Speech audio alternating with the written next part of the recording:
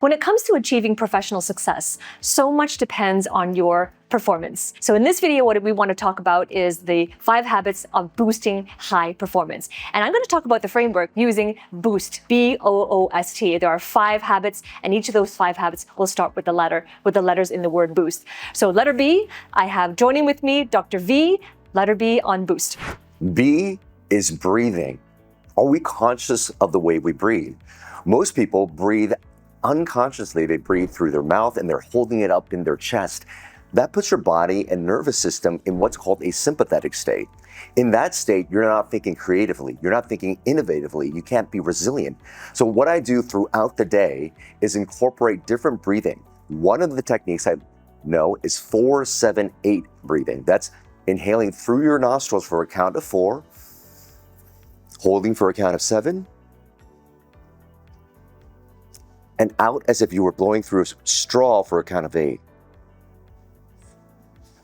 If you just follow along right there, you'll notice an immediate change. That grounds you into a parasympathetic state so you could think more clearly and act more productively. Now, let's talk a little bit more about human performance.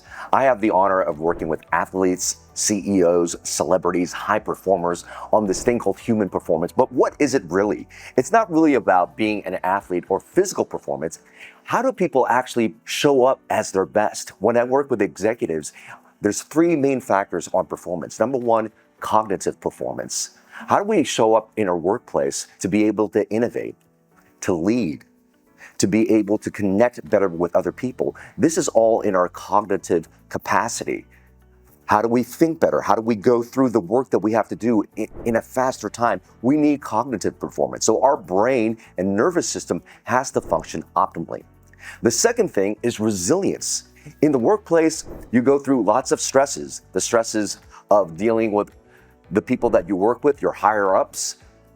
How do you start handling those stresses so that you can really show up and communicate at your best? You have to be able to deal with the anxiety, potentially the anger, some of these negative emotions. Your body actually needs to be optimized to deal with these emotional stresses. Without that optimization, you'll be running in stress mode and your performance both mentally and physically will decrease. And finally, there is the energetic component that executives need. How do you start your day? How are you functioning at 2 p.m.? How are you functioning at 5 p.m.?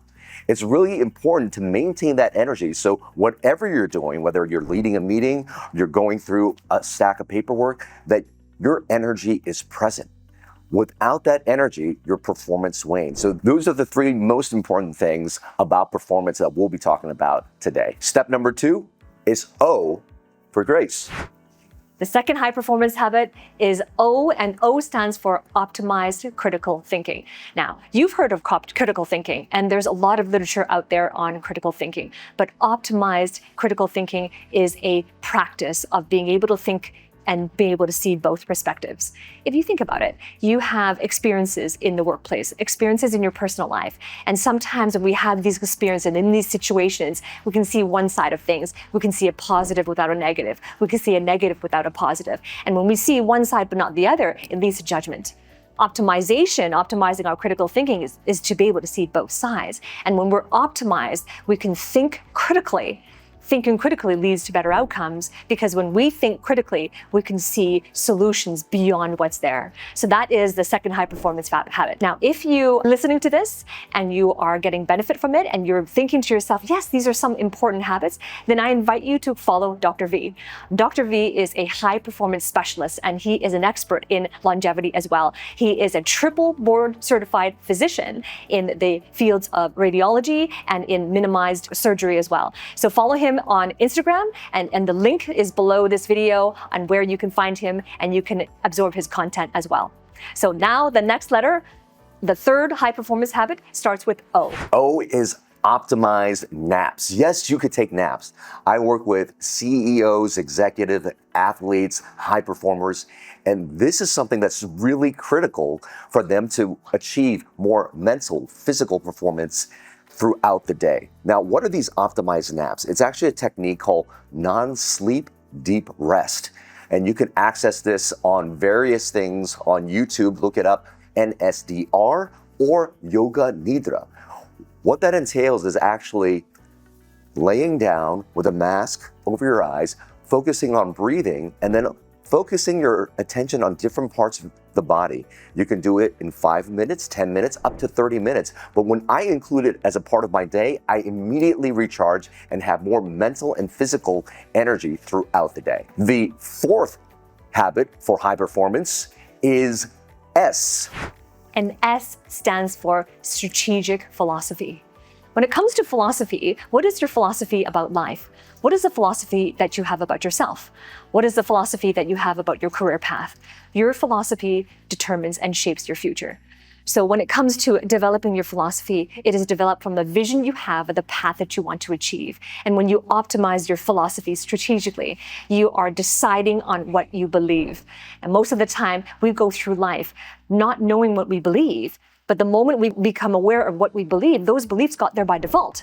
So what if instead of living life by default through beliefs that got there without us knowing how, what if we live life by design? By designing your philosophy, designing your beliefs, and designing the path that you tread. So this is the fourth high performance habit. Now the fifth high performance habit begins with the letter T. The last one, T, is transformative posturing. Did you know that your physical state or how you carry your body is also how you carry your energy? Notice if you're anxious, depressed, or worried, where are your shoulders? They're normally kind of slouched down, right? Your back is normally up. Well, power posing or transformative posturing actually alleviates all this. If you sit up in a power pose, shoulders back, chest out, maybe even with a Superman pose, they've actually done studies on this, where if you hold a power pose for 2 minutes, it actually decreases the stress hormone cortisol by up to 30%, and it increases testosterone, the confidence hormone, for both men and women by up to 20% as well. So when you get into these power poses, you'll find that whatever you're tackling during the day, you're coming from a place of strength. And not only can you use power poses, but as long as you're moving throughout the day, maybe doing some twists, doing some squats, that's going to bring energy into your life and into your work. So those are the 5 high performance strategies and habits to build to get to your next level of professional success. And we would love to hear from you. Comment below. What are your biggest takeaways? What are you going to do next? Which of these 5 high performance habits are you going to start with this year? What about in the next quarter? So in summary, what are the 5 high performance habits? Number 1, they are Breathing. Number 2 is optimize critical thinking. Number 3, optimize napping. Number 4 is strategic philosophy. And number 5 is transformative posturing. When it comes to optimizing your performance with these high performance habits, it's not about needing to start them all at once.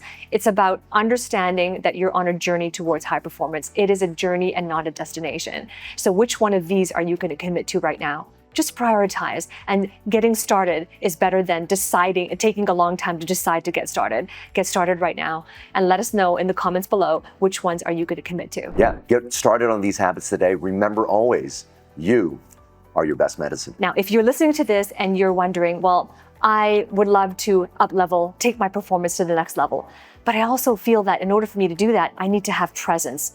In the next video, I'm going to talk about how do you achieve executive presence. That video is coming right up next. I'll see you there.